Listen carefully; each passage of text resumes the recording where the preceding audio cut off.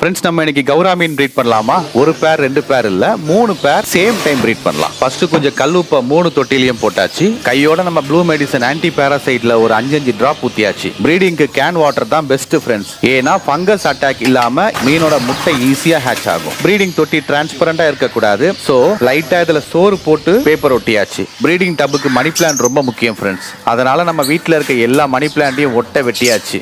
அப்புறம் double salt போட்டு அந்த மணி பிளான்ட்டை ஒரு 5 நிமிஷம் ஊற வச்சு நார்மல் வாட்டர்ல வாஷ் பண்ணிக்கணும். கையோட மணி பிளான்ட்டை 3 தொட்டிலையும் இந்த மாதிரி ஃபுல்லா போடணும் ஃப்ரெண்ட்ஸ். தொட்டில இவ்வளவு தண்ணி இருந்தா மீன் பிடிக்க முடியாது. சோ கொஞ்சம் தண்ணியை திறந்து வாட்டர் லெவலை குறைச்சாச்சு. மீனையும் பிடிச்சாச்சு. ஃபர்ஸ்ட் ஃபீமேல ஒரு தொட்டிலையும் ஒரு மீன் விட்டாச்சு. கூடயே மேலையும் ஒரு தொட்டியில ஒரு மேல் விட்டாச்சு. அவ்வளவுதான் ஃப்ரெண்ட்ஸ். தொட்டியை இனி மேலேயும் ஒரு 90% மூடி வைக்கணும். இனி ஒரு 48 ஹவர்ஸ் கழிச்சு இவங்களை பார்த்தா போதும். லைட்டா ஃபுட்டு மட்டும் கேப்ல போடலாம். இது பொறுக்கிதா இல்ல பல்ப் ஆகுதான்னு அடுத்த வீடியோல பார்க்கலாம். தேங்க்ஸ் ஃபார் வாட்சிங்.